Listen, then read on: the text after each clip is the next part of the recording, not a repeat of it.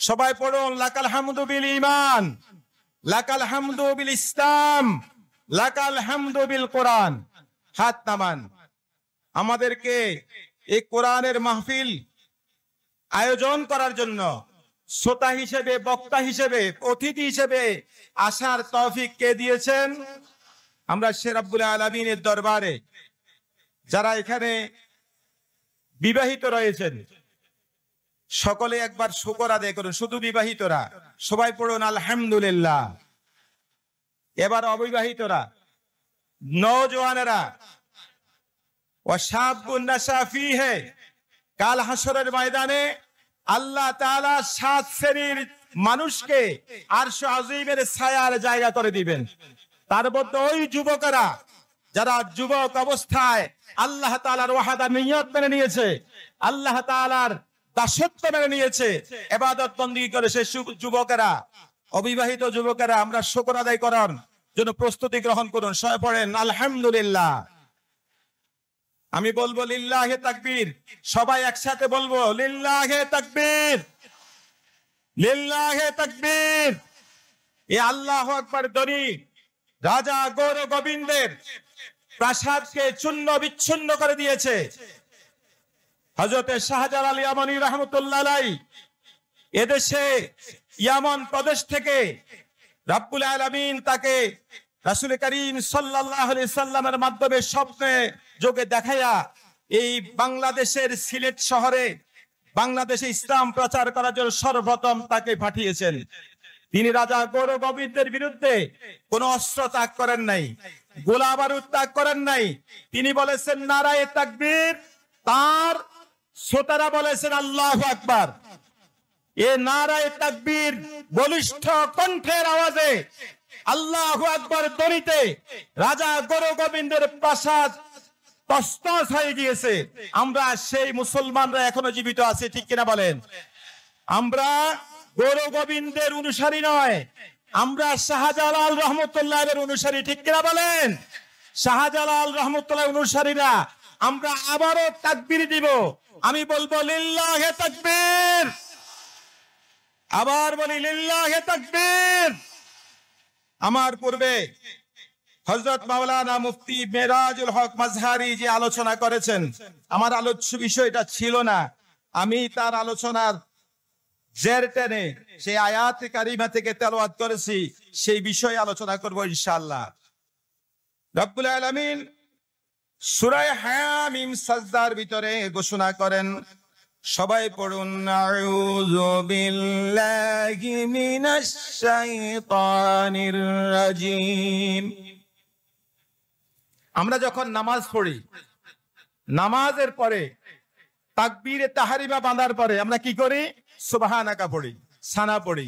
সানা পড়ার পরে আমরা একটা আয়াত তেলাওয়াত করি, সে আয়াত হলো আউযু বিল্লাহি মিনাশ শাইতানির রাজিম।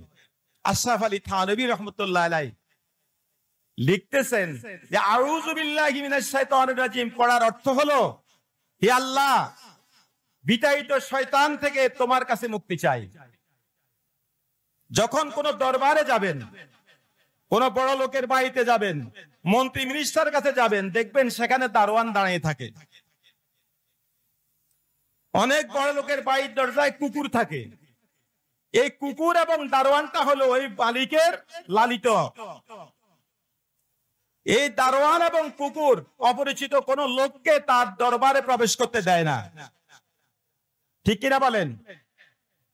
দারোয়ান তাকে প্রথমে বাধা দেয়, শয়তানও বাধা দেয়। আল্লাহ তাআলা লালিত একটা শয়তান, ওই শয়তানের লালিত কুকুর, ওই কুকুরের নাম হলো শয়তান। আমরা নামাজের মাধ্যমে কার দরবারে পৌঁছতে চাই? আল্লাহ তাআলার দরবারে। এই কোরআনের মাহফিলের মাধ্যমে আমরা কার দরবারে পৌঁছতে চাই? কোরআন তেলাওয়াতের শুরুতে এই জন্য পড়তে হয় ওয়াইজা কুরিয়াল কুরআনু ফাস্তাইজ বিল্লাহি মিনাশ শাইতানির রাজিম। তোমরা যখন কোরআন তেলাওয়াত করবে, তোমরা শয়তানের থেকে মুক্তি কামনা করে আমার কাছে আসবে। আমরা শয়তান থেকে মুক্তি কামনা করার পরে দারোয়ানকে যেভাবে মালিক বলে এটা আমার পরিচিত লোক, ছেড়ে দাও। কুকুর যখন খেউ খেউ করে মালিক বলে এটা আমার পরিচিত লোক। তখন সে দরবারে প্রবেশ করার সুযোগ পায়। আমরা মালিকের দরবারে যাচ্ছি। মালিকের দরবারে পৌঁছার জন্য সর্বপ্রথম পড়তে হবে আউযু বিল্লাহি মিনাশ শাইতানির রাজিম। হে আল্লাহ, তোমার কাছে বিতাড়িত শয়তান থেকে মুক্তি কামনা করছি। আমরা পড়ছি বিসমিল্লাহির রহমানির রহিম। পড়ুন সবাই। ইন্নাল্লাযীনা ক্বালু রাব্বুনাল্লাহ।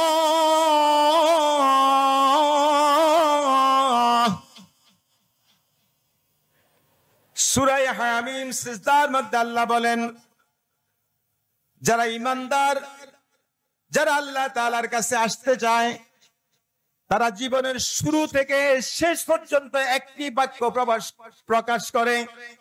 তাদের সে বাক্যটি হলো ইন্নাল্লাযীনা, নিশ্চয়ই তারা ক্বালু বলে রাব্বুনাল্লাহ, আমাদের রব। চিৎকার দিয়ে বলেন, আমাদের রব কে? আল্লাহ। এই কথাটা আমরা একটি জায়গায় স্বীকৃতি দিয়ে এসেছিলাম।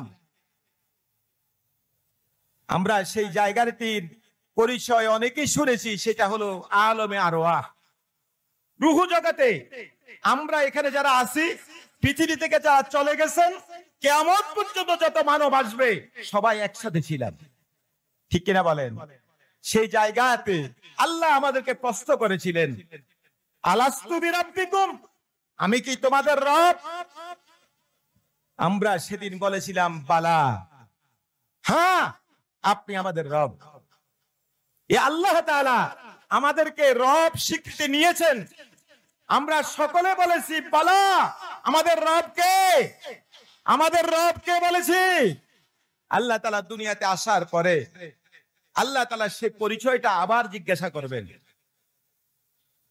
দুনিয়াতে আল্লাহ তাআলা সর্বপ্রথম আমাদেরকে মানব জাতির জন্য সর্বশেষ সংবিধান কোরআনে কারীম নাজিল করেছেন বিশ্বনবী সরকারে কায়নাত মুহাম্মদুর রাসূলুল্লাহ সাল্লাল্লাহু আলাইহি সাল্লামের উপরে। সর্বপ্রথম ওহীর বাণী 40 বছর বয়সে হেরা গুহায় নবীজিকে আল্লাহ তাআলা একটি পরিচয় দিলেন। জিবরাইল আলাইহিস সালাম এসে বললেন ইকরা। আমার নবীজি বলেছেন আনা বেকারিন, আমি পাঠক নই, আমি পড়তে পারি না। আবার বলেছেন ইকরা পড়ুন, নবীজি বলেছেন আনা বেকারিন, আমি পাঠক নই, পড়তে পারি না। তৃতীয়বার রূহুল আমিন জিবরাইল আমিন, জিবরাইল আলাইহিস সালাম বললেন ইকরা বিসমি রাব্বিকাল্লাযী খলাক খলাকাল ইনসানা মিন আলাক। ওগো নবী পড়ুন ওই রবের নামে, ওই মালিকের নামে, যে রব আপনাকে সৃষ্টি করেছেন। আমাদেরকে সৃষ্টি করেছেন কে? সবাই বলেন আমাদেরকে সৃষ্টি করেছেন কে? এই কথা বলার পরে নবীজিকে জড়িয়ে ধরলেন। নবীজিকে জড়িয়ে ধরলে বললেন ও নবী পড়ুন ওই রবের নামে, যে রবের স্বীকৃতি আপনি রূহ জগতে দিয়ে এসেছেন, সে রবের নামে আপনি এখন পড়ুন ইকরা বিসমি রাব্বিকাল্লাযী খলাক। আপনি পড়ুন ওই রবের নামে, যে রব আপনাকে সৃষ্টি করেছেন। এই রবের স্বীকৃতি দ্বিতীয়বার আমার নবীজি দিলেন, এবং যত মানুষ রবকে স্বীকৃতি দিবে তারা মুসলমান হবে। আমার নবীজিকে এরপরে কোরআন ধীরে ধীরে নাজিল করতে লাগলেন আল্লাহ তাআলা। কোরআনে কারীমের 114টি সূরা। কতটি সূরা? সবাই বলেন কতটি সূরা? 114 সূরার মধ্যে সর্বপ্রথম সূরা দিলেন আল্লাহ তাআলা সূরাতুল, আপনারা মনে জানেন না, সূরাতুল কি বলেন? ফাতিহা। সূরাতুল ফাতিহার প্রথম আয়াতটা আমরা পড়ি সবাই, পড়ুন সবাই। আলহামদুলিল্লাহি রাব্বিল আলামিন।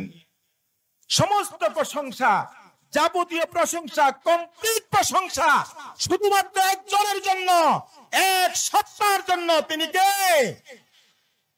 রবের দ্বিতীয় পরিচয় আমরা পেলাম কোরআনে কারীমের সূরাতুল ফাতিহার সর্বপ্রথম আয়াতে। কোরআনে কারীম 114 সূরা খতম করার পরে সর্বশেষ সূরা আল্লাহ তাআলা নাজিল করলেন, সূরাটির নাম দিলেন আল্লাহ তাআলা নিজেই দিলেন সূরাতুন নাস। কি দিলেন? সূরাতুন নাসের ভিতরে আল্লাহ তাআলা বলেন, কুল আউযু বিরাব্বিন নাস। হে নবী পড়ুন, বলুন আউযু, আমি মুক্তি কামনা করছি, বিরাব্বিন নাস, মানুষের রবের কাছে। মানুষের রব কে? কয়বার হলো বলেন তো? রুহু জগতে একবার, ওহীর প্রথমে একবার, কোরআনে কারীমের সূরাতুল ফাতিহা সর্বপ্রথম সূরার প্রথম আয়াতে একবার। কয়বার হলো? কোরআন খতম করলাম, সর্বশেষ সূরা সূরাতুন নাসে একবার। কয়বার হলো? 4 বার। এই 4 বার যারা রবকে স্বীকার দিতে পারবে, মৃত্যুর সময় আল্লাহ তাআলা তাদের জবানের মাধ্যমে আল্লাহ তাআলা বের করে দিবেন, সেই শাহাদাত দিবে, সাক্ষী দিবে, আমার রব কেউ নয়, লা ইলাহা ইল্লাল্লাহু মুহাম্মাদুর রাসূলুল্লাহ। এই ব্যক্তি মৃত্যুবরণ করার পরে কয়বার সাক্ষী দিল রবকে? কয়বার বলেন? 5 বার। হাতের আঙ্গুল কয়টা? হাতের আঙ্গুল 5টা নাকি 6টা? সবার 5টা নাকি? এই 5টা আঙ্গুলের ভিতরে আল্লাহ তাআলা লিখে দিলেন আল্লাহ। আল্লাহ তাআলার 100টা নাম। কতটা নাম বলেন? 100টা নাম। তার মধ্যে একটা হলো জাতি নাম। সে জাতির নাম হলো আল্লাহ।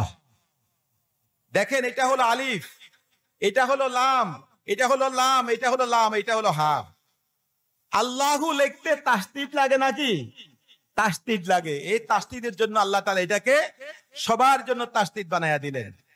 আজকে যদি বিশ্বাস না হয়, এই হাতটাকে একটা কাগজের উপর রেখে অন্যজনকে লাগাইয়া দিবেন, অথবা বাম হাতের আঙ্গুল দিয়া কলম দিয়ে আঁকবেন, দেখবেন আল্লাহু হয়ে যাবে। এই হাতের ভিতরে দেখেন দুটো হাতের তালু, সবাই একটু দেখেন। এক হাতে লেখা আছে 8 আর 1, 8 আর 1 কত হয়? 81।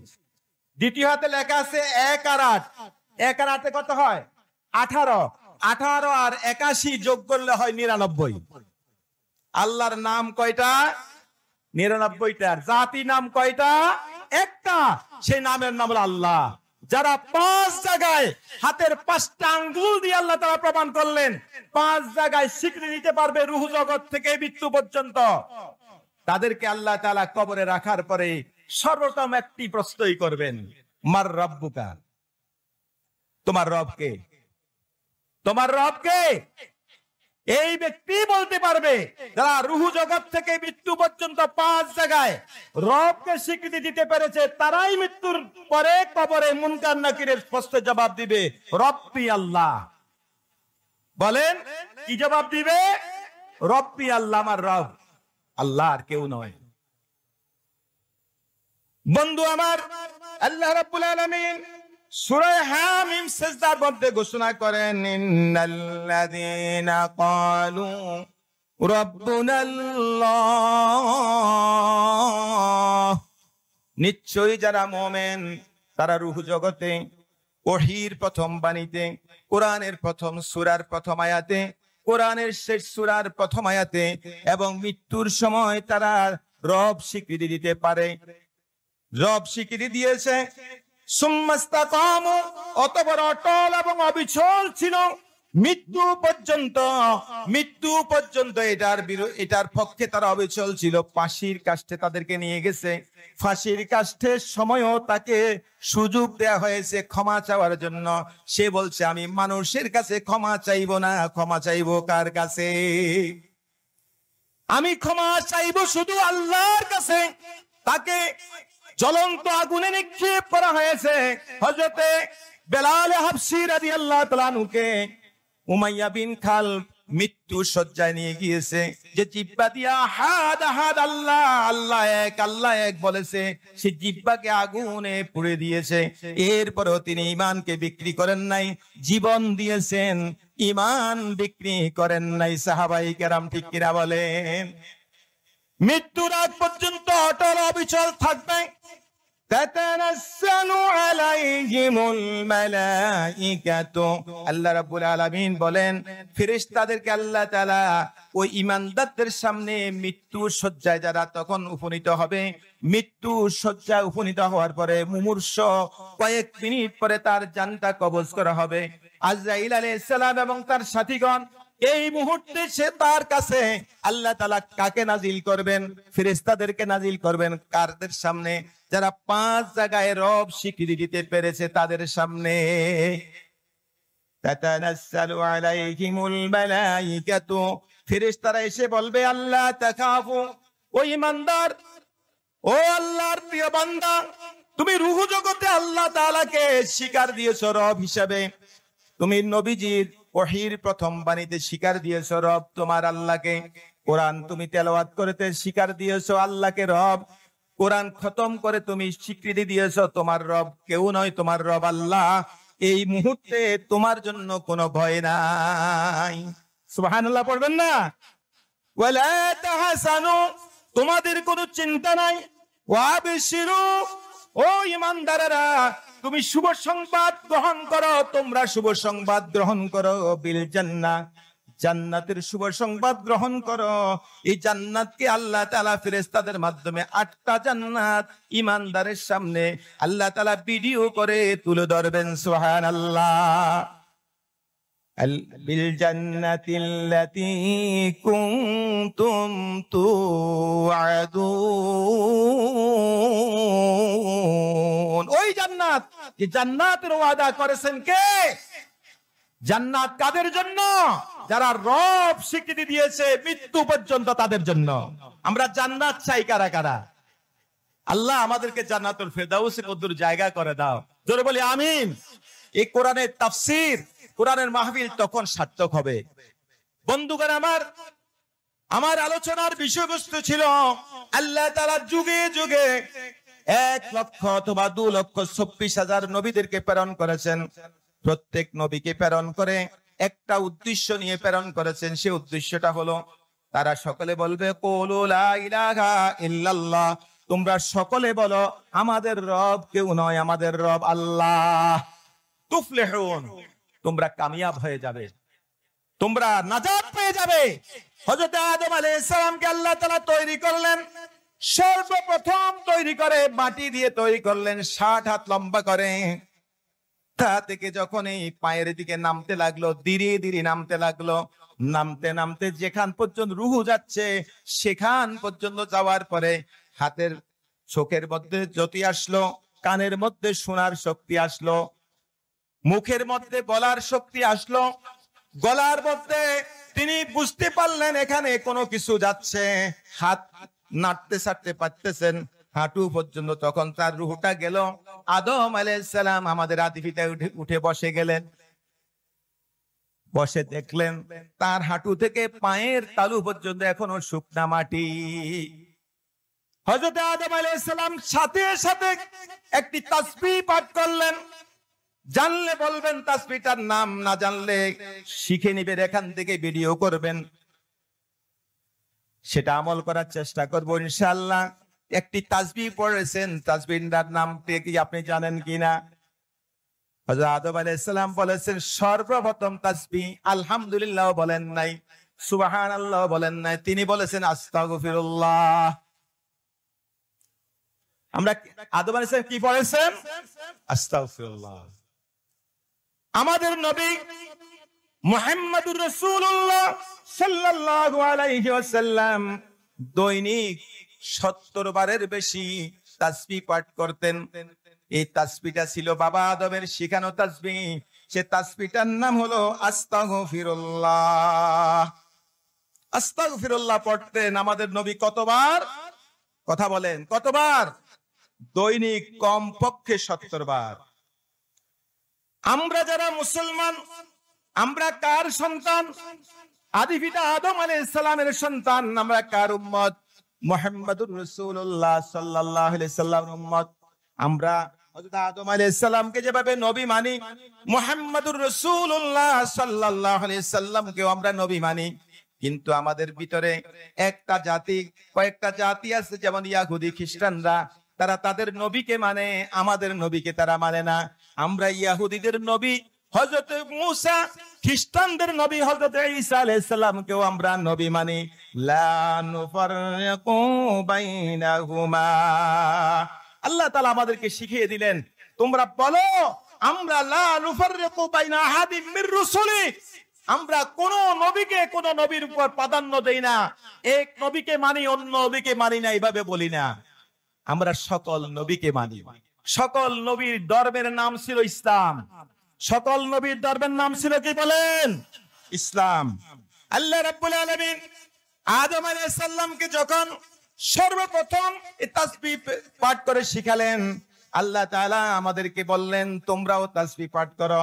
আমার নবী হযরত আবু হুরায়রা থেকে বর্ণিত হাদিস, আন আবি হুরায়রা রাদিয়াল্লাহু তাআলা আনহু قال سمعت رسول الله صلى الله عليه وسلم يقول والله إني لا أستغفر الله وأتوب إليه في اليوم أكثر 70 مرة। رواه البخاري। বুখারী শরীফের হাদিস। আল্লাহর হাবিব সাল্লাল্লাহু আলাইহি সাল্লাম বলেন, আল্লাহি, আল্লাহর কসম, ইন্নী লা আস্তাগফিরুল্লাহ, নিশ্চয় আমি আল্লাহর কাছে ইস্তিগফার পাঠ করি, ওয়া আতুবু ইলাইহি, তওবা করি, ফিল ইয়াউমে, দিনের মধ্যে, আকসারা 70 মাররাতান, 70 বারেরও বেশি। নবীজির কোনো গুনাহ ছিল কিনা? কথা বলে, কোন নবীর কোনো গুনাহ ছিল না। সমস্ত নবীরা মাসুম ছিলেন, এটা আমাদের আকীদা। আমাদের নবী তো বিশ্ব নবী, সরকারে কায়নাত, তার তো গুনাহ থাকার চিন্তাও আমরা করলে ঈমান থাকবে না। সে নবীজি ইস্তিগফার কেন পাঠ করলেন? আমাদেরকে শিক্ষা দেওয়ার জন্য, আমাদেরকে শিখানোর জন্য। আমরা এখানে কে আছি নিষ্পাপ? একজনও নাই। কুল্লু বনি আদম খাত্তাউ। আমার নবী বলেন প্রত্যেক বনি আদম ভুলকারী, ও খায়রুল খাত্তাইন আত-তাওয়াবুন, তবে ওই ভুলকারীরা উত্তম যারা সর্ব মুহূর্তে ইস্তিগফার পাঠ করে। কি করে? ইস্তিগফার পাঠ করে, তারা রবের কাছে পৌঁছে। ইস্তিগফার মানে তওবা করা, তওবা করা মানে ফিরে আসা।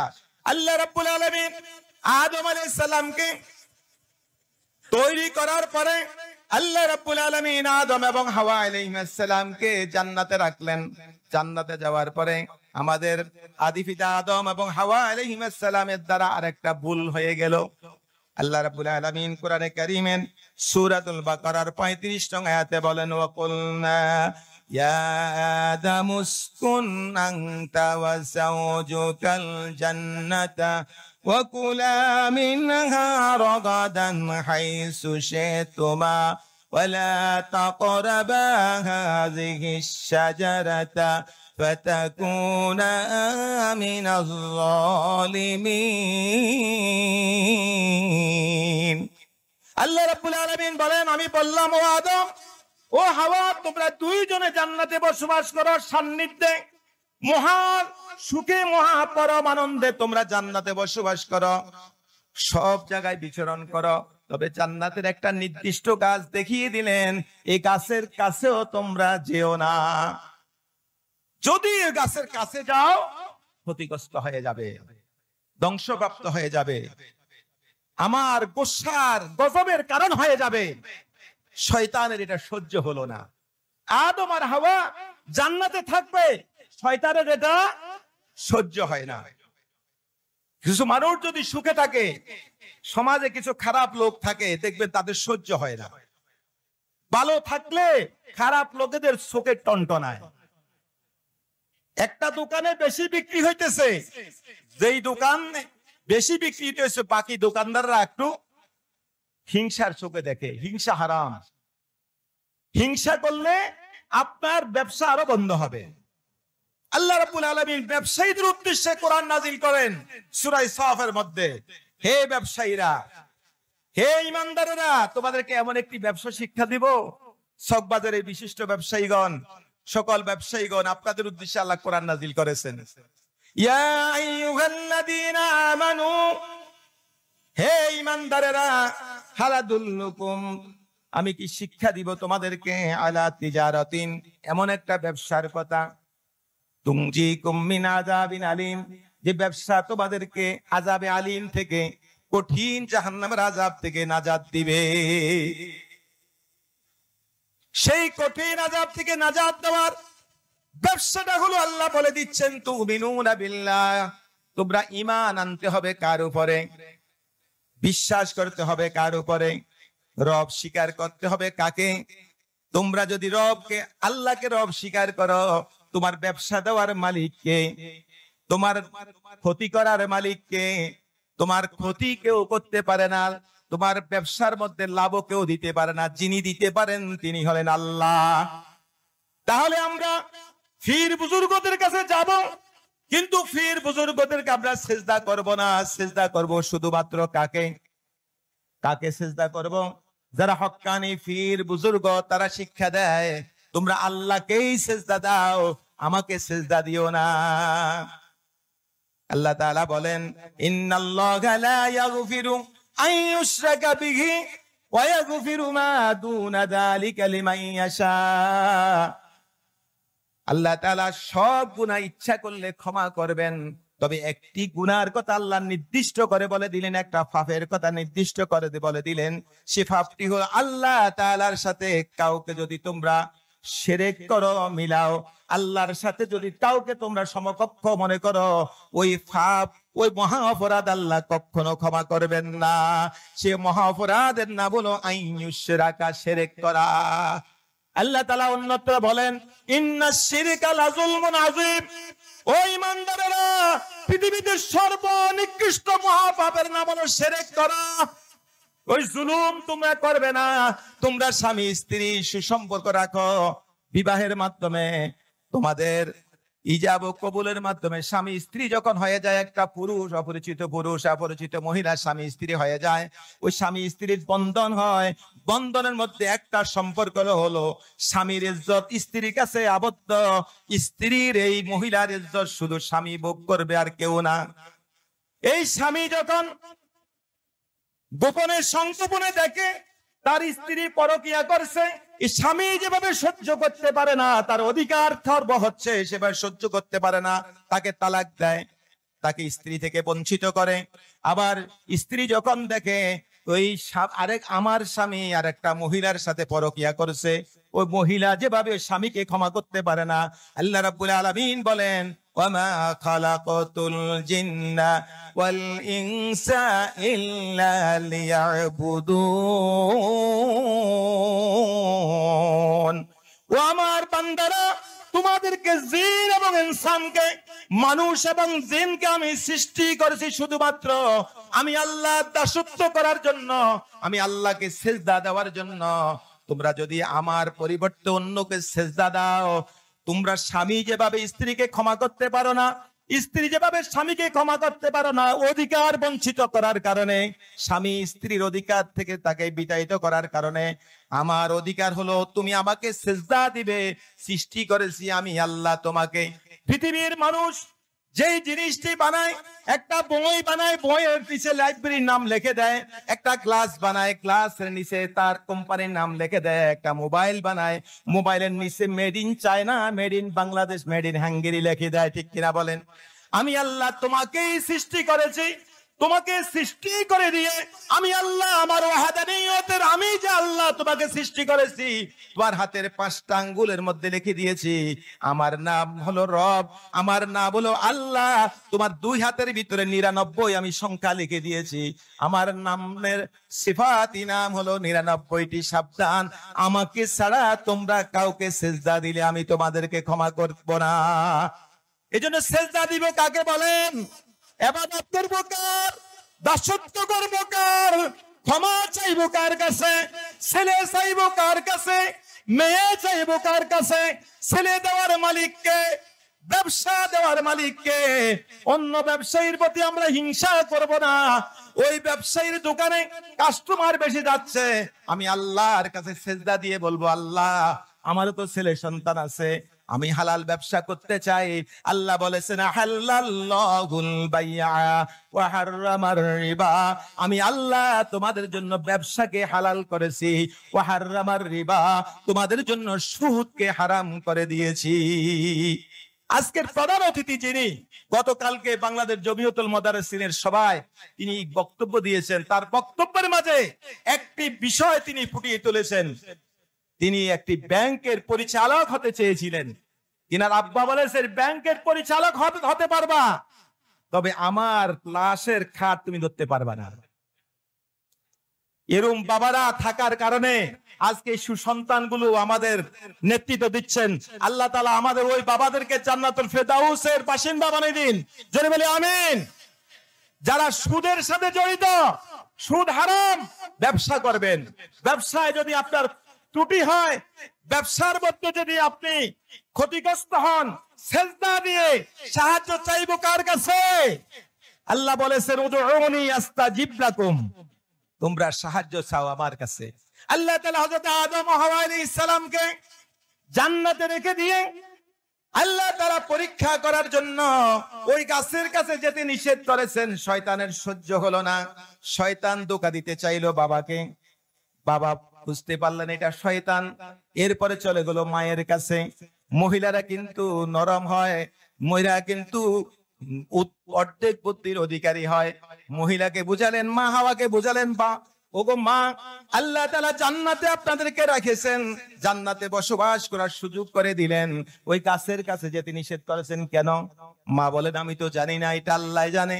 বলে মা, ওই গাছের কাছে যাইতে নিষেধ করেছেন এই জন্য আল্লাহ চান না আপনারা চিরদিন জান্নাতে থাকেন। মায়ের মধ্যে কথাটা গেঁথে গেল। মা তারপরে বললেন না না, আল্লাহ আমাদের ক্ষতি চাইতে পারেন না। এরপরে শয়তান আর একটা পায়তারা করলো। শয়তান বলল আল্লাহ তো গাছের কাছে যেতে নিষেধ করেছেন, ফল তো খাইতে নিষেধ করেন নাই, আমি গাছ থেকে ফল পেড়ে দিব, আপনারা ফলগুলো খাবেন। ফলগুলো গাছ থেকে পেড়ে দেওয়ার পরে মাকে খাওয়ালেন, মা বাবাকে খাওয়ালেন।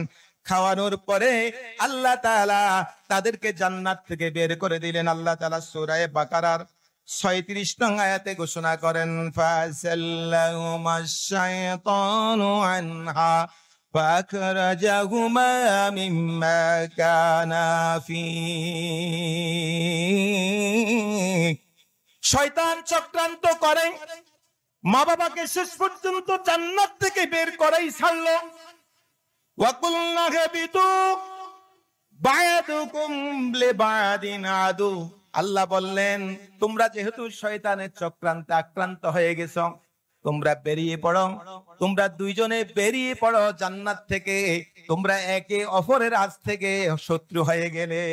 তোমরা ছিলে স্বামী স্ত্রী পরম বন্ধু, আমার অঙ্গীকার সাথে তোমরা যখন বিরুদ্ধাচরণ করলে তোমরা একে অপরের শত্রু হয়ে গেলে। ওয়ালাকুম ফিল আরদি মুস্তাকাররুন ওয়া মাতাউন ইলা হিন। তোমরা পৃথিবীতে বসবাস করো। আদম আর হাওয়া আলাইহিস সালাম বিচলিত হয়ে গেলেন, কান্নাকাটি শুরু করলেন। আল্লাহ তাআলা সূরা আরাফের ৭ নং সূরা ২৩ নং আয়াতে ঘোষণা করেন ওয়াকালা রব্বানা যালামনা আনফুসানা।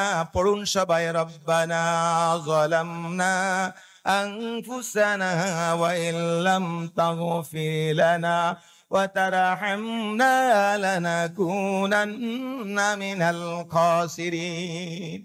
তারা দুইজনে বলল রব্বানা, আমাদের রব, যালামনা, আমরা জুলুম করেছি, আনফুসানা, নিজেদের উপরে, ওয়া ইল্লাম তাগফির লানা, হে আল্লাহ আপনি যদি ক্ষমা না করেন, লানাকুনান্না মিনাল খাসিরিন, আমরা ক্ষতিগ্রস্ত হয়ে যাব।